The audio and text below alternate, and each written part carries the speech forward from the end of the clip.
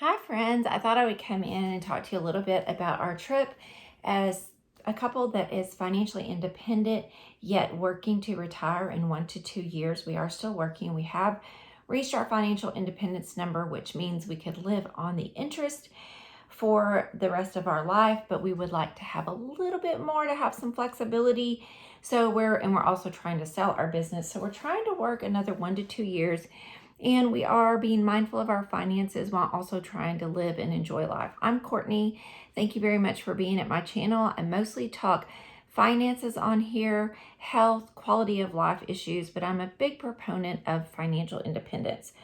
We recently took a trip out to Colorado and Arizona, and I wanted to give a rundown or a follow-up to a previous video I did on our trip and how that turned out financially. Also, I wanted to give an update on my health. I'll do that real quick first of all. For those of you who follow me, you know that I have long COVID. I recently ended up in the hospital. I thought it was just my rheumatoid arthritis. Honestly, I live a really clean, healthy life. I always have. And honestly, I think that it's a combination of things, but I don't want to go into it too much. If you saw my last video, I've been having some cycling of long COVID symptoms. I'll get sick and then I'll get better and then I'll get sick. When we got out to Arizona, I could breathe within a few hours. I was 80% better out there. So I think that we've had a severe spring here with the pollen, like one of the worst in history, and that is only complicating matters for me. But I do feel like I'm getting better, and I felt really good out in Arizona. Not so much in Colorado, but I think that was for different reasons. So I do better, I think, when I get away from all my animals because I'm highly allergic to my animals, but I get an allergy shot every week. So let's go into the FI trip part of it. So on the trip update, what we did and what it looked like. My budget was $4,500 with an expectation to be between $4,000 and $5,000 for 7 nights and 8 days. We ended up spending around $4,700, and so I was pretty comfortable with that. Out west, it is so expensive. People say it's like Arkansas in the South. People are moving here in droves because it's so much cheaper to live. I don't think I really had an idea. And also, I feel like I owe some people an apology because there was a thread I was on. I was like, I don't understand how people can't live on $100,000 to $150,000 a year. And I think I might understand now. It was very expensive out there. Gas here is about $3 a gallon. Out there it was $4 a gallon. You go out to have a meal. One night we had a meal of 2 bowls of soup, and they weren't huge bowls, and 2 different things of bread. And it was, by the time I left a tip, it was $62. Now here, something like that would probably run me about, with a tip, $40. I felt like the food was 25 to 30% higher on everything. So we had spent $2,300 on our vehicle rentals, our airline, our lodging, and on our pet sitting. And then when I got back, I paid the credit card off right before we left. That $2,300 also included things like a new suitcase and just things that I needed to get prepared to leave. When I got back, I had put everything on a credit card, and it was $2,000. So that was $4,300, and I took $400 with me for tips and things like that. And I came back with about $186. So really, it was about $4,500. So we stayed in our range, even though I felt like we were spending a lot more. So the next thing is Turo. We had a terrible experience in Denver and a great experience in Phoenix. This was the 3rd time I had done Turo, well, 2nd and 3rd, and my first time was a good experience. It's exponentially cheaper than the regular car rental places, but sometimes you have to jump through hoops. I was very happy with the guy in Phoenix, so I think it just depends who you're using. Our car rental for a week was around $854. So I don't know, but what I've decided is when I got to Colorado to see my kids, I don't know if I'm going to rent a car anymore. I may just save that money unless it's more than 3 days and come and pay for them to come home. Our Airbnb we had 2 Airbnbs. They were both great. I look for 5 stars. I set a budget for what I am willing to pay. And then I look for 5 stars and I read all the negative ratings before the positive ones. If there are negative ratings, I usually pay attention to those because sometimes you can differ, and I own an Airbnb, sometimes you can differentiate who's just being difficult and when there's a shred of truth. And a lot of times I've ignored what I thought someone was just being difficult, and then I realized, oh, I can see the problem.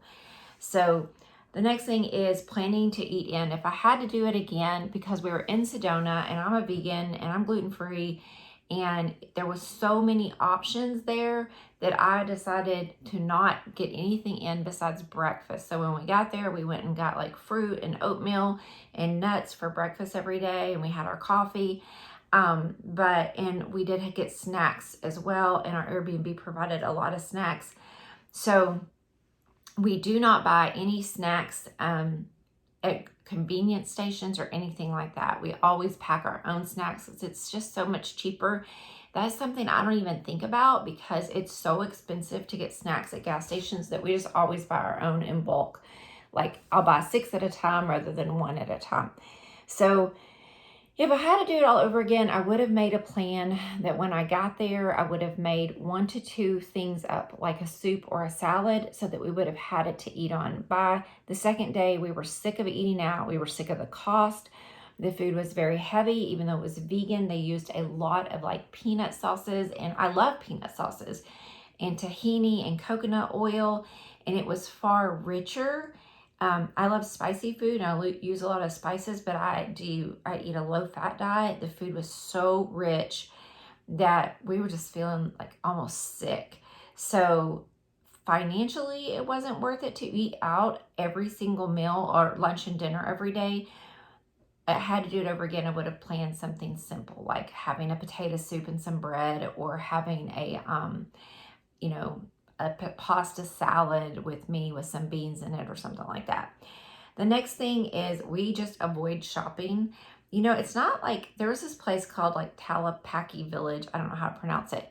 And everyone recommended you go to it, but we just could not bring ourselves to go there. First of all, the scenery was so beautiful. The canyons, the hikes, it was just so pretty that we just don't shop. Now, I will say this, I'm very minimalist and simple.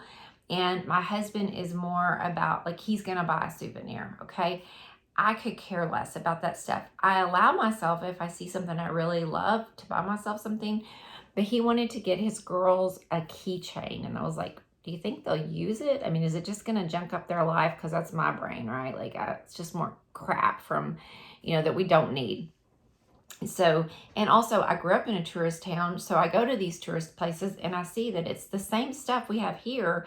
It just has a different name on it. Instead of saying, blank, blank, it's got the other blank, blank on it. So he did want to buy a couple of keychains, and I was like, it's easier to have a happy marriage if you just go along with some things that don't really matter. So I was like, fine.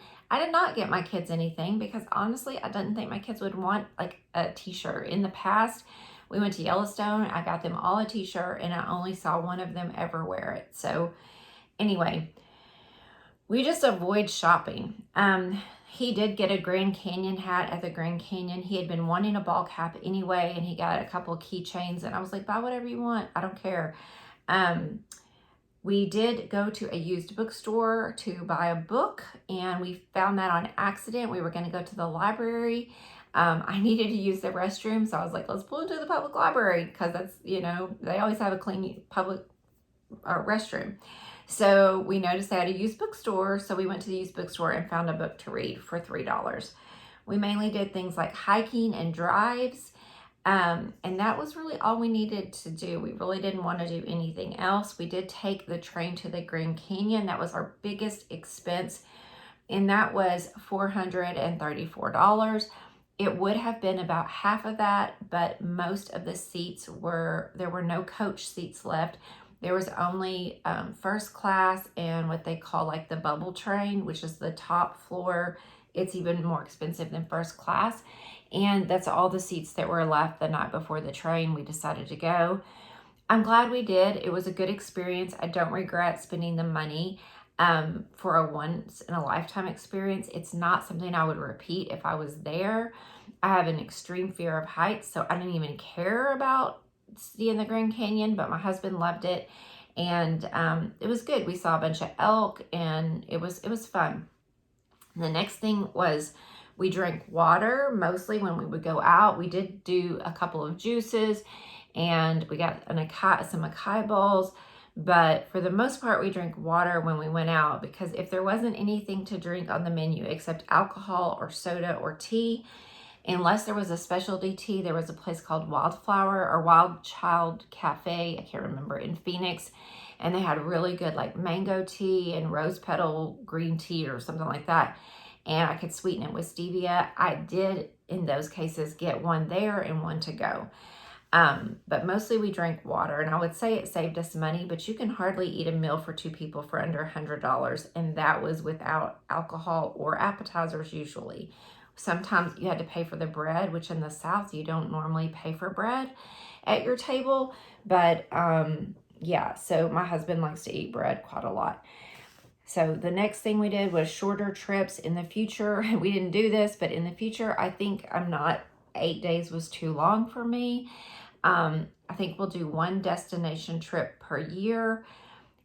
I don't know that I won't do 8 days, depending on how far I'm going, but 8 days was a lot. I'm thinking I'm about a 4 or 5 day person, and I think I would just start to do mini trips. Now, at the end of May, I have a family reunion with my parents for 2 nights. Then in July, I have a girls' trip for a long weekend. My husband has a horseback riding trip coming up. So things like that, where we're not necessarily traveling together and one of us can stay home and watch the animals, and maybe one big destination and 1 or 2 smaller trips together throughout the year where we're just gone for 2 or 3 nights, I think, and we drive. Would be less stressful and less expensive. If I was a big traveler, I don't like the traveling part. I don't like being in the plane or the car for too long. So if I was a traveler, that might be good. But I think I realized that, yes, I like to see places, but after a couple of days, I'm ready to be home. Plus, I have a young adult son. He's not young, really. He'll be 27. But he has autism, and it made me very nervous to not be in the same state as him, where if he needed me, I could get to him quickly.